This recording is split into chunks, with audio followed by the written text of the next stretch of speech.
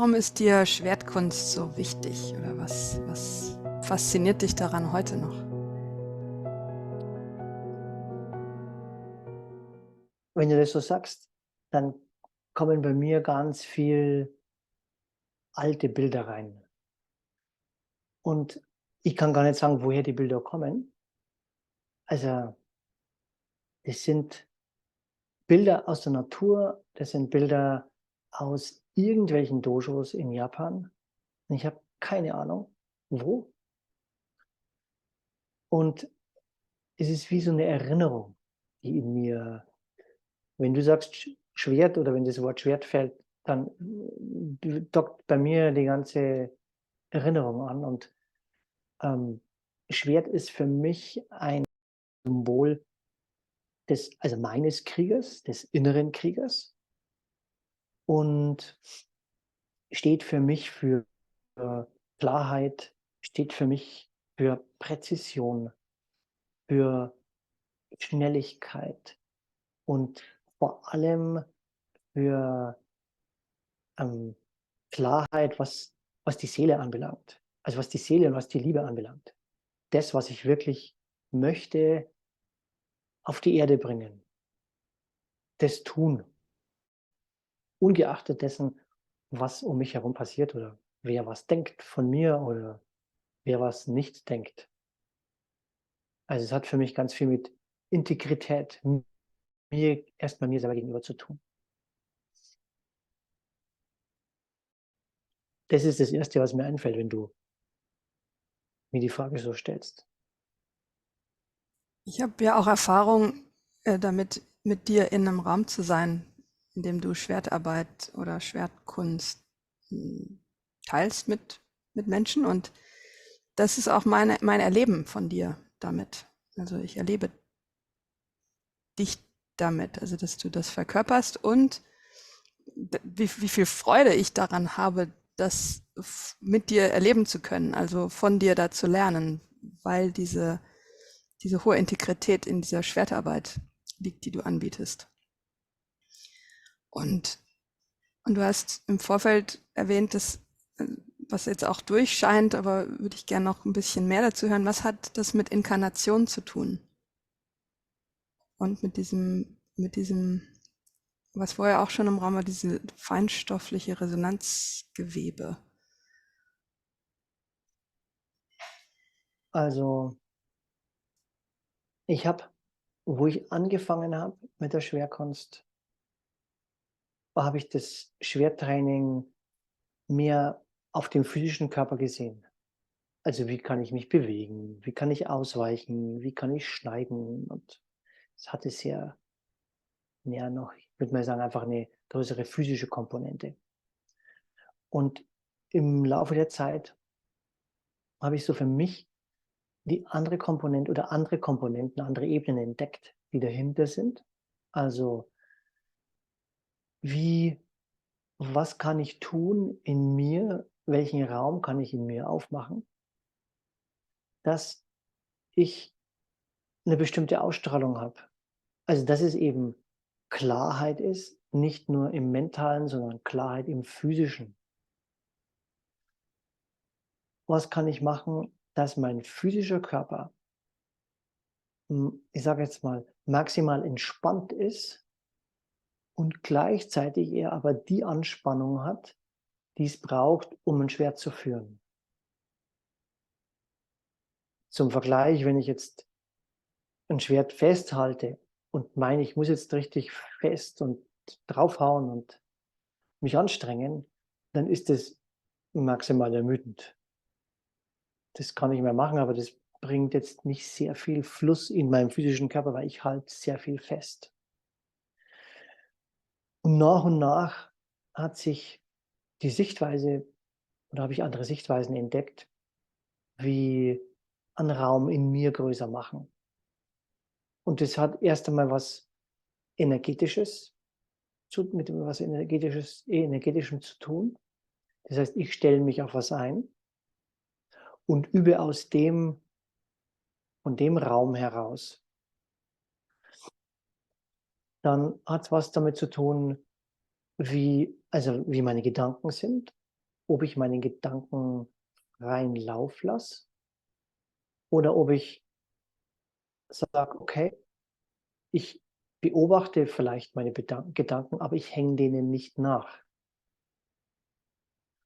Und wenn ein Gedanke kommt, kann ich ihn gehen lassen. Die Gedanken, die mich unterstützen auf der mentalen Ebene, wären sowas wie, ähm: „Was ist meine Absicht?“ Also, meine Absicht ist, auszuweichen, rechts zu gehen, vor, zurück und mehr auch nicht. Und im Laufe der Zeit wird der mentale Körper immer ruhiger. Es kommen fast keine Gedanken mehr, die irgendwie ablenken können durch die Schwertübungen. Und dann fängt es an, dass der Körper selber übt, ohne dass ich was scheinbar tue. Die Absicht reicht. Also, ich habe die Absicht von der Übung, ich mache eine Übung und dann geht der Körper in Aktion. Der Körper fängt an, sich zu bewegen. Und ich kann dem Körper zuschauen. Ich bin in meinem Körper. Ich kann ihm 'n Stück weit zuschauen und lenken mit meiner Absicht, aber es ist nicht aus dem Tun heraus, sondern es ist mehr aus der Absicht und aus dem Sein heraus. Und dann fängt an, dass der physische Körper erstmal sich immer mehr in der Bewegung, mit der Bewegung entspannt und 'n Fluss entsteht, egal welche Form, welche Übung grad gemacht wird. Und das hat für mich was mit Inkarnieren zu tun. Also, wie kann ich die Technik nützen, um noch mehr intensiver in meinem physischen Körper mit allen Sinnen wach zu sein. Und Schwert ist da 'n geniales Mittel zum Zweck. Es gibt 'ne ganz klare Absicht. Es gibt 'ne Übungen, die sind manchmal richtig einfach oder schauen vielleicht einfach aus.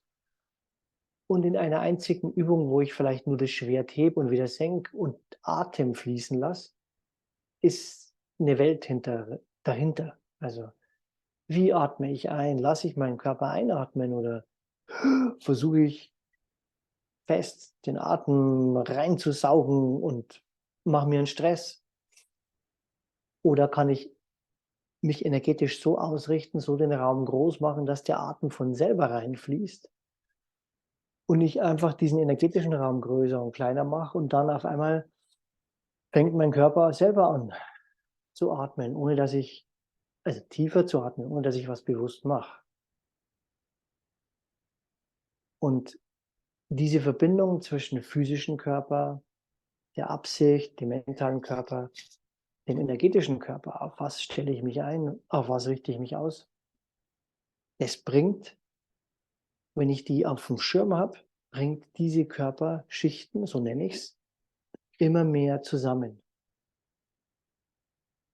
Und wenn die je mehr die zusammen sind, desto mehr habe ich den Eindruck, bin ich in meinem physischen Körper und kriege mit: „Okay, was macht 'n mein rechter Zeh grad oder was macht 'n mein linkes Ohr grad? Ist das kalt, ist das warm?“ Also, wenn ich's fragen würde, was ich vielleicht im Normalen, wenn die Körperschichten nicht so übereinander sind, gar nicht so mitkriege, weil die Aufmerksamkeit mehr geteilt ist. So, das ist für mich so 'n ja, so 'ne Möglichkeit, Schwertübungen zu benutzen, um vom Größeren her gesehen wirklich in meinen Körper mehr und mehr anzukommen und den zu beleben. So ein das ist halt mein Gefährt. Also, das kann ich benutzen oder ich kann's lassen und da benutze ich's lieber und habe Spaß dabei. Ich kriege so ein Bild von Chaos. Leben, unbewusst durchs Leben zu gehen, ist absolutes Chaos. Da ist wie so links, rechts und vorne überall fliegt irgendwie Nebel rum und Staubwolken und so weiter. Und mit dem Schwert und der Übung durch die Schwertarbeit kommt irgendwie Klarheit in diesen Raum. Also den Raum des Lebens und wie viele Schichten da auch an Bewusstsein erfahrbar sind durch Schwertarbeit, indem durch die Übung mit dem Schwert die Klarheit ins eigene Leben für den Alltag zu holen. Diese Verbindung. Das ist ja ein Teil, also ein wesentlicher, oder ich würde mal sagen, ja, ein wesentlicher Teil der Schwertarbeit. Die Klarheit, die Präzision, die ich in der Übung praktiziere. Also wenn ich das immer wieder mal praktiziere, und das heißt jetzt nicht, ich muss jetzt nicht am Tag 5 Stunden Schwerttraining machen. Das kann ich natürlich machen, aber eine kleine Übung bringt in den physischen Körper zunächst einmal Klarheit von der Bewegung her. Es bringt es auf den Punkt. Ich übe ja mit 2 Händen in der Regel. Das heißt, und die 2 Hände sind in meiner Mitte, in meiner Körpermitte. Die sind nicht irgendwie außerhalb. Es gibt ein paar Techniken, wo die sich natürlich weiter weg bewegen, aber so grundlegend ist es erst einmal in der Körpermitte. Was das eigene Zentrum ja immer die ganze Zeit anspricht. Immer wieder, immer wieder, immer wieder. Und ohne dass man das überhaupt anspricht oder ansprechen muss, wirkt sich das auf den Alltag aus. Also, du machst eine Schwertübung mit 5 Schritten oder 3 Schritten wegen meiner, übst die für 5 oder 10 Minuten und kriegst im Laufe einer Zeit mit, wie viel klarer du bist im Alltag, wie viel klarer du vielleicht mit Entscheidungen umgehst. Das wäre jetzt auf der mentalen Ebene, wo einfach dann mehr Klarheit da ist, wo du sagst: „Okay, ich muss mich entscheiden", was früher ein Thema war. Soll ich mich da entscheiden oder da entscheiden?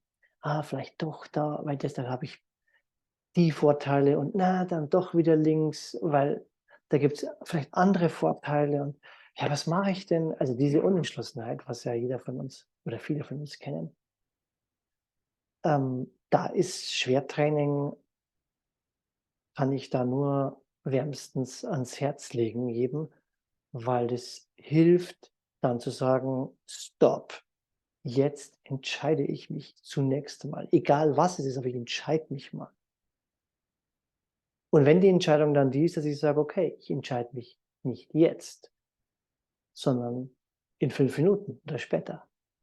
Das ist auch schon mal 'ne Entscheidung. Dann hört dieses Links-Rechts-Ding im Hirn wird weniger. Es geht weg. Und das, was zurückbleibt, ist dann, du entscheidest dich halt erst mal. Gut. Das ist insofern am Anfang vielleicht bisschen mehr Aufwand, und dann krieg kriegen wir mehr Energie, oder ich kriege davon auch mehr Energie vom Leben. Ich bin nicht so zerfleddert und denke da und da und da und dahin, sondern kann es mehr für mich auf den Punkt bringen. Ich, ich merke so mit Wutarbeit und auch Schwertarbeit, dass irgendwann kam ich an einen Punkt, wo plötzlich, da ist das Ja oder das Nein ist einfach klar in mir. Ich muss da gar nicht drüber nachdenken. Also es kommt wie so ein, und ich nehme an, das kommt auch mit der Schwertarbeit, von der du sprichst, dann ist es einfach klar. Also es kommt eben nicht mehr in oder nicht mehr so oft in diesen Mentaldialog, sondern das ist eine physische, energetische Erfahrung des Ja's, das du durch die Schwertarbeit kriegst. Ja, dass ich durch die Schwertarbeit kriege. Die, diese physische Erfahrung, das Schwert zu führen, wird anwendbar, ja, physisch und energetisch, wird anwendbar im Alltag, oder? Na ja, das sind so typische Westlerfragen.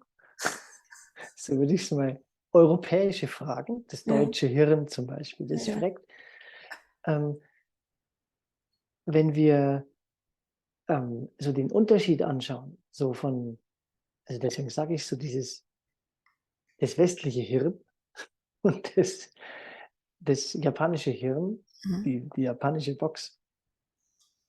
Da ist es so, dass wir hier in den Dodos, die ich jetzt hier hatte in Deutschland, da da wollten die Leute viel mehr wissen.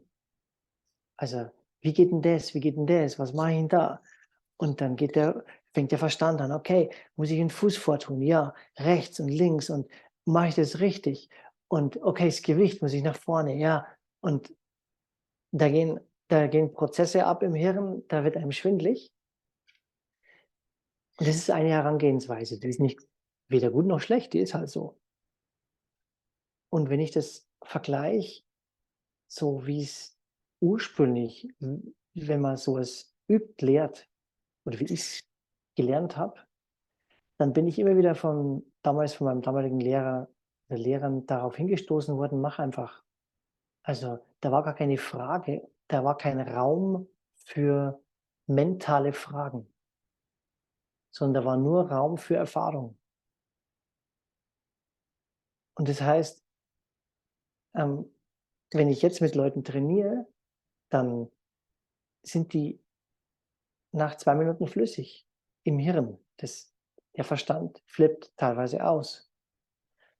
Und wenn es länger dauert, vielleicht einmal 10 Minuten oder Viertelstunde. Und dann fängt's an. Dann kann man zum Arbeiten anfangen. Weil dann ist der erst einmal verwirrt, hat keine Ahnung mehr. Und dann geht's darum, dass der Körper dann übt. Und dann tritt genau das ein, was du gesagt hast. Dann übt der Körper das und nach einer Zeit ist es dann so, dass dann in diesem Körper ist dann Klarheit. Dann ist kein der muss nicht nachdenken, sondern der Körper hat Bewegungsabläufe trainiert und die Bewegungen, die trainiert werden, das sind Bewegungen, die sich daran orientieren, wie unsere Zelle, unsere physische Körper aufgebaut ist. Von der Bewegung her, vom Rhythmus her, von der von der Bewegungsrichtung her. Also, es ist nichts, was gegen den Körper geht, also gegen die Physiologie, nicht, was ein Gelenk überstreckt oder in 'ne Richtung bewegt, was nicht funktionieren würde, sondern was den Körper unterstützt. Und dann kommt der Körper in einen Fluss rein. Und das ist der Punkt, wo dann genau diese Klarheit entsteht. Wo du gesagt hast: „Dann ich bin halt einfach klar. Punkt. Ich muss nicht drüber nachdenken, sondern der Körper macht es halt dann einfach.“ Und das ist manchmal, also, wenn man solche Zustände erlebt im Alltag oder im Training, dann kann man einfach nur sagen: „Super, freue ich mich, danke.“ Genau. Ja, wird so viel Energie frei fürs Leben. Mit dieser ganzen Energie, die ich verwenden würde, links, rechts, geradeaus, noch mal nach hinten und noch mal über die Kurve drüber nachzudenken, die steht zur Verfügung für das, wofür ich hier bin. Ja? Und da ist auch wieder, da ist es diese Inkarnation, was du beschrieben hast, so wirklich im Körper anzukommen. Dass der Körper die Erfahrung hat und aus der Erfahrung heraus zu leben. Was mir noch kommt, weil du das vorher so gesagt hast, so die ja, eine Möglichkeit oder was Unterstützendes in dem ganzen Prozess, dass es gibt ja die Schwertarbeit, die Technik, das Physische, wo man sich darauf ausrichtet, das Mentale und das Energetische, mit dem man übt, an Räumen, an Bewegungen. Und also wir haben herausgefunden, dass so zwischen diesen Schichten, wenn man jetzt mal unseren Körper so in Körperschichten so aufteilt in verschiedenen, dann gibt es dazwischen den emotionalen Körper, der die der den physischen mit dem energetischen wie verbindet. Und der emotionale Körper, der übt ja mit. Das heißt, bei der Schwertarbeit agiere ich ganz viel mit Wutenergie, also die Energie, die vorangeht, die ähm, die mich was beginnen lässt, die mich was entscheiden lässt. Wir sagen sogar noch im Deutschen das Wort entscheiden Also ich ziehe mein Schwert aus der Scheide, entscheide mich. Ich habe das Schwert, das richtig nach vorne und dann gibt es ein links und es gibt ein rechts und ich entscheide mich, in welche Richtung ich gehe. Also, ich muss mich ständig entscheiden, entscheiden, entscheiden, was ich tue. Mache das bewusst, da brauche ich Wutenergie. Und wir haben herausgefunden, dass diese Wutenergie, also die funktioniert, die gibt den Knochen auf der physischen Ebene, gibt die Wutenergie Substanz. Auf der physischen Ebene macht Wutenergie in den Knochen, wenn ich die in die Knochen leite, ähm, lässt die Knochenbälkchen, also die Osteoblasten und die Osteoklasten, wie ähm, die feuert die an, dass die optimal arbeiten. Also, es wäre sozusagen eine super oder ist eine super Osteoporose-Prophylaxe. Und es zählt jetzt für die Wut. Und gleichzeitig ist es so, dass wir die anderen Gefühle ja auch haben. Also, die Traurigkeit, die Angst und die Freude. Und es ist bei den Gefühlen ganz genauso, dass die in der Schwertarbeit genauso ihren Platz haben. Also ich brauche in der Schwertarbeit die Traurigkeit, die ich für mich erstmal nütze, um mit mir in Kontakt zu sein, um von mein Herz mitschwingen zu lassen. Und mal angenommen, ich würde jetzt mit dir wir würden jetzt zu zweit Schwertarbeit machen, dann brauche ich die Traurigkeit, um mit dir überhaupt in Beziehung zu gehen und nicht dich als Gegner zu sehen, als wo ich gegen dich kämpfe. Und da braucht es die Traurigkeit und da in der Schwertarbeit kommt man irgendwann an den Punkt, wo ich sage: „Okay, so jetzt neben der Wut, was braucht es für einen Raum der Traurigkeit, dass ich mit meinem Körper in Beziehung sein kann und damit, wenn ich mit dir übe, mit dir auch.“ Und das Gleiche mit der Angst. Ich habe Angst die ganze Zeit oder wir haben die ganze Zeit Angst, mal mehr, mal weniger, weil letztendlich wissen wir nicht im Leben, was kommt denn jetzt gleich? Fällt was runter? Muss ich mich bewegen? Habe ich Durst? Habe ich Hunger? Wird's kalt? Wird's warm? Ich habe keine Ahnung, was das Nächste jetzt für mich bringt. Das heißt, die Angst so zu nutzen in der Schwertarbeit, dass sie für mein Nervensystem dass sie mein Nervensystem absolut unterstützt, also wach hält und meine Sinne wie schärft. Und das ist sozusagen nächstes Level Schwertarbeit, wo man fängt mit der Bewegung an und dann steigert man das und dann irgendwann nimmt man die Gefühle dazu, die anderen Gefühle auch außer der Wut und übt diese Gefühle während der Bewegungen in die Resonanzgewebe fließen zu lassen. Also die Angst in das Nervensystem, die Freude im Körper fließen lässt, wenn grad Freude da ist. Also, es geht nicht darum, was zu provozieren, was zu machen, sondern mit dem zu üben, was grad da ist. Und das unterstützt den unseren ganzen Organismus, reinzukommen. Also, es ist dann nach solchen Sessions ist das Empfinden wie ja, ich habe neulich gesagt, ich fühle mich wie neu getauft. Also, ich weiß zwar nicht mehr, wie das damals war, wo ich getauft worden bin, aber es fühlt sich so an, als hätte ich mich selbst neu getauft. Und das ist so 'n ja, ich würde mal sagen, so 'n Benefit von der Schwertarbeit, das einfach noch mal so für sich selber jeder für sich selber auf sein neues Level zu gehen, was Klarheit, Struktur und Inkarnieren angeht. Wie, wie geht das jetzt weiter? Wo finden Menschen dich oder wie, wie kann ich Schwertarbeit mit dir machen? Und wir bieten hier Schwertarbeit in München an, im Pleneck bei unserem Dojo. Und auf all unseren Labs gibt es bei jedem Lab Schwertarbeit, ist ein Teil davon.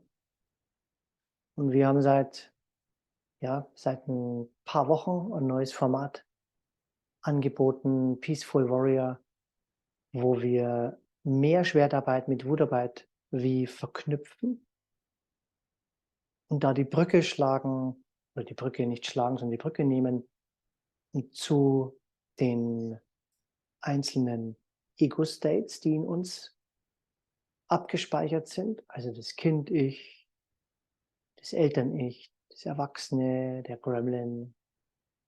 Und mit diesen Modulen sozusagen üben, mit Schwertarbeit, um mehr Klarheit zu kriegen, wer ist gerade am Steuer. Und die Trainings finden momentan hier noch in München statt.